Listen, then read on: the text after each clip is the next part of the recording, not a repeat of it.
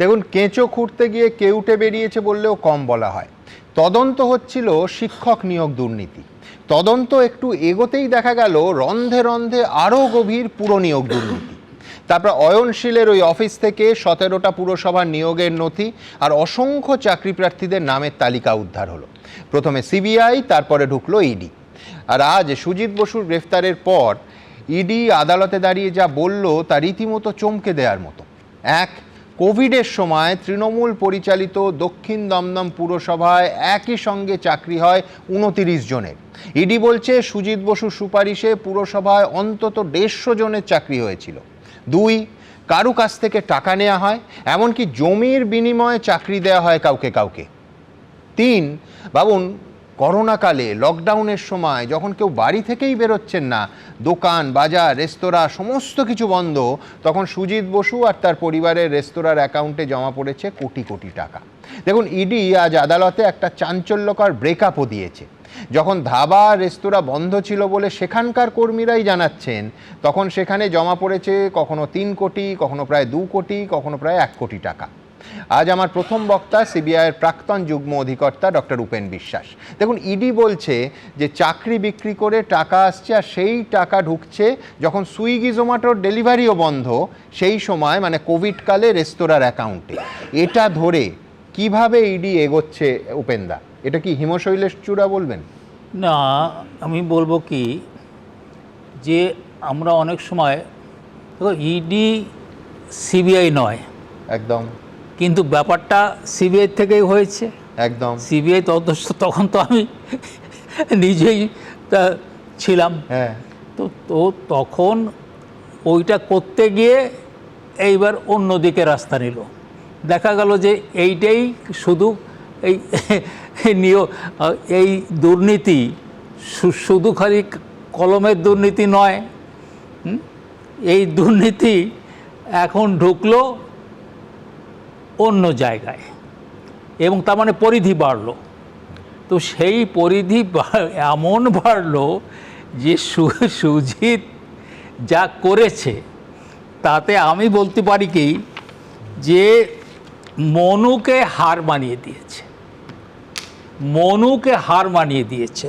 এবং ঘটনাচক্রে সুজিত হচ্ছে আমি যেখানে থাকি সেখানকার সে এমএলএ, প্রাক্তন এমএলএ ছিল এবং ওখানকার যে লোক, ওই সুজিতের যে সমস্ত চেলারা, তারা বলো সুজিত দা। তো এই সুজিত দা যা করেছে তার সেই ইতিহাস লিখতে গেলে আমি মনে করি কি ওই বললাম তো যে মনুকেই হারিয়ে দেবে। তো এইরকম কিন্তু তদন্তটা কেমন করে হবে? এই সিবিআই, আমি বলবো, আমি তো আগেও তোমাকে কয়েকবার বলেছি যে সিবিআই যে তদন্ত করছে তাতে আমি সন্তুষ্ট না। কিন্তু এবার সিবিআইকে আমাদের ধরতে হবে যে তোমাকে ঠিক মতো করে তদন্ত করতে হবে। আর এই যে যারা টাকা পয়সার হিসাব করে তাদের তদন্তটাও ঠিক করে করতে হবে। যদি তদন্ত ঠিক হয় তাহলে সুজিতের বিস্তার নাই।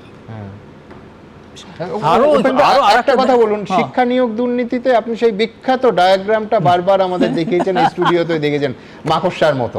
আমি বলছি, আপনার কি মনে হয় পুরো নিয়োগ দুর্নীতিতেও একই রকম ভাবে একটা ওই মাকড়সার জালের মতো মডেল হতে পারে?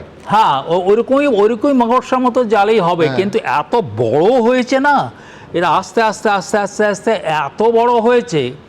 অ্যাকচুয়ালি আমি সুজিতকে খুব মানে ওর ছোটোবেলার থেকে আমি ওকে চিনি, যে এতখানি সুজিত করবে এও আমার ধারণা ছিল না। কিন্তু যা করেছে ও, শুধু সেইখানে না, আমি বলবো সুজিতকে নিয়ে যদি তদন্ত ঠিকমতো করা হয় তাহলে এই ব্যাপার নিয়েই শেষ করা যাবে না। আচ্ছা, আরও অনেকগুলো আসবে।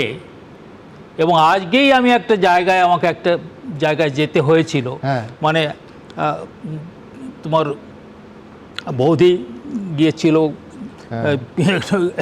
তো এক জায়গায় আমি তো গাড়িটা একটু পেয়েছিলাম, আমি সেই গাড়িতে করে আমি একটা জায়গায় যেতে চেয়েছিলাম। সেখানে গিয়ে দেখি কি সব পুরো প্রায় 1 মাইল ধরে সব সব রোহিঙ্গা সব আমাদের ওই বঙ্গের মানুষ তারা সেখানে রয়েছে। এমনকি সেখানে আজান হয়, মানে এখনো আছে বলছেন? এখনো আছে, এখনো আছে। তাই সেই জন্য আমি বলছি কি যে ঠিক আছে, আমরা মমতা ব্যানার্জিকে অনেক রকম ক্রিটিসিজম করেছি, করার দরকার ছিল, করেছি, কিন্তু এবার তো আমি বলবো যে নরেন্দ্র মোদী যে সমস্ত যে প্রতিশ্রুতিগুলো করেছে তার প্রত্যেকটা কিন্তু আমি এক এক করে দেখব। যখনই দেখব ঠিক হয়নি, I will be the first person to সেখানেও আমরা ধরবো। তবে এই পর্যায়ে আমার শেষ আমি আমাকে একটু বলুন, এই যে আমার শুধু একটা কথা বলুন, মনু মানে আপনি কি আমাদের পুরাণের মনু?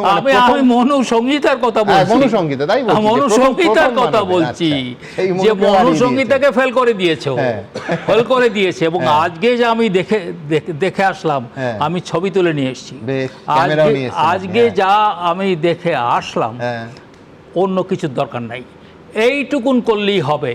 আমি অবাক হয়ে যাবে। আমাকে একদিন এই ড্রাইভার কি বলছে জানো, যে এই যে বাড়িটা দেখছেন, এই বাড়িটা একজন বিদেশে থাকে একটা লোক, তার বাড়ি সে তালা দিয়ে একটা লোক রেখে দিয়েছে, এবং সেইখানে গিয়ে হচ্ছে ওর একটা অফিস, সুজিতের একটা অফিস। এইরকম প্রায় 30টা অফিসই আছে, যা ওখান বিদেশে লোক তাদের বাড়ি। অতএব কতটুকুন জানি আমরা, সুজিতদা অতি অনেক বড়। বেশ, এবিপি আনন্দ, এগিয়ে থাকে, এগিয়ে রাখে।